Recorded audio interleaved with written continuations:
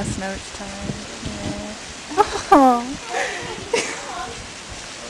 Oh, here they come.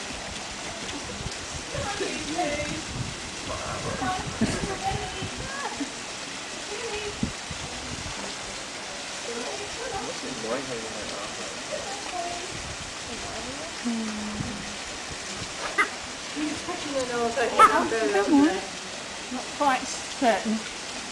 Hello. Okay, guys.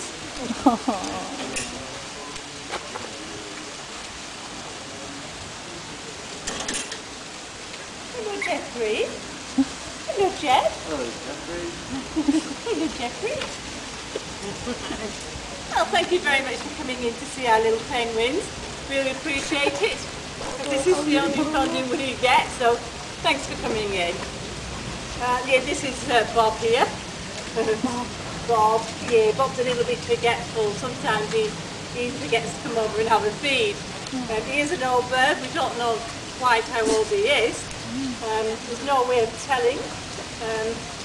The penguins are brought here when people find them injured, and then we look after them until we get them better. Come here, Bob. Bob, Bob, Bob, Bob. He's off. He's off. He's off. He's had enough with two. He hasn't really. Bob, come here. No, that's it. He's a very grumpy little penguin at times, this one. Okay. And this one here, Alice. Alice is going to be released because this is what we do once we get them better. And over their injuries, we release them back into the wild. Alice needs to get a little bit more weight on. And this seagull's going to come and have some fish. Alice, Annie, you always do that. I think they've got to pack these two. He always just gives them a fish. No, Alice, I'm not going to give you another one. Come on. The little one here with the blue, actually it's a blue balloon on his foot. He's been injured by a dog over on the mainland. Dog's being walked without leads. This is how most of them get their injuries in here. And he chewed his leg, and his foot's still breaking out because it just won't heal. We did have a job to keep the bandages on and keep them clean, so we suggested we put his foot in a balloon. It's helium balloon, which is a lot thicker, and it's doing a wonderful job at keeping those bandages on. So you want this one, do you, Nat? Okay. That's a big one.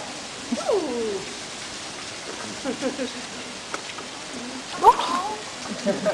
Yeah, just fly at them to fix them.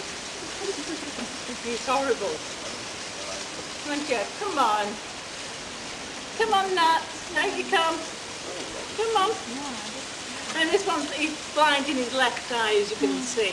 And he always picks on this penguin, because he knows very well that he usually sits over on here to be fed, and he knows that's his blind side, so he flies at him.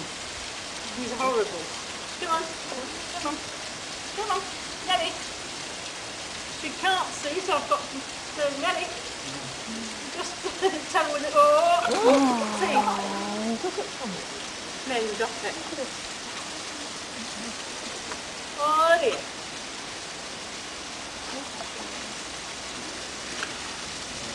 That's the only way I can get rid of him is to feed him, so that he can leave the penguins in peace. Okay, well these are the smallest penguins in the world, as you probably know. These are called little blue penguins, which is the universal name now, or the fairy penguin is another common name. They're only found in Australia and New Zealand, and this is the only place that they breed on Granite Island. We've just had a census today, so we've had volunteers out, and we've been... come here, Jeffrey. Jeffrey, come here. We've had the volunteers out counting all the feathers with the penguins in, and counting eggs what we have, and this is how we get to the number of penguins on the island. Last Wednesday was the first census, and then we've had the last one today. Come here, Jeffrey. Jeffrey's blind in his left eye, and he has to be picked up to be fed. So he's lost his eye in here completely. Probably done with the sibling in the nest or another bird's pecked him. So he needs to, alright, okay, see ya. He needs to be picked up to be fed. Okay, Jeffrey, come on. Gets a bit excited, don't you? And this is the only time we handle our birds, is to change if they need treatment or they need feeding like Jeffrey here. Other than that, we don't touch them because they don't like being handled. And they're very, very, like I said, they pet you, they've got a vicious hook on the end of that beak. But because this little bird's been used to being picked up, and he knows he gets fed when he gets picked up, this is why he's so gentle. Other than that, they really do have a go at you. I'd never advise picking a penguin up. It takes two when we're changing that sort of is. It takes two of us to hold him down because he's so strong. Okay, come on. There you go. So penguins are out at sea fishing during the daytime. And if there's any on land, then they are sitting on eggs or they've got young chicks to take care of. Once the chicks are about 2 or 3 weeks old, then both parents have to go out to sea to feed. And then they come back in the evening to regurgitate food for the young chicks. They go out 30 to 40 kilometres out a day fishing. There you go. He was a bit top-heavy when I put him down. Okay, go on, off you go. You finished? Alright. They're not very deep divers. They should dive down to be about anything from 5 to 13 metres down. They can only hold the breath for less than, well, about 54 seconds. So they don't need to go down very deep. Well, this is Charlie now. So she must be going back and he's come out. Come on, Charlie. Come on. Out you get. Come on. Come on, Charlie. Come on, Charlie. You've got eggs in that barrel. Hey, you've got eggs in that barrel. He's been eating lots today, so they do eat, probably at one feed, and then they can just sort of sit on the eggs for 2 to 3 days. They can sit on for 10 days at a stint, okay, without eating. Alright, come on. Oh, Josh is coming over here now. Come on, Josh. And these two are the fathers of the little chicks that we've got in there. Come on, come on. Okay, Joshy, come on round here, Josh. Round here, Josh. Come on, that's a good boy. Okay. All right.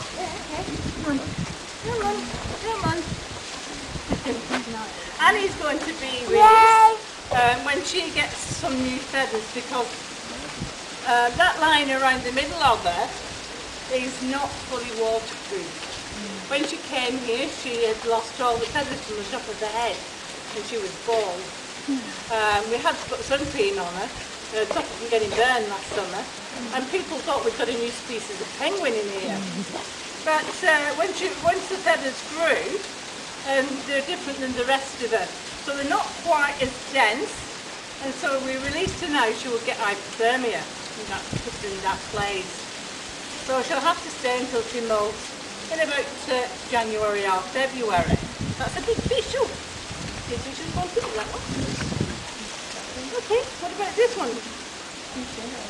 Oh, I think she prefers the bigger ones than the little ones.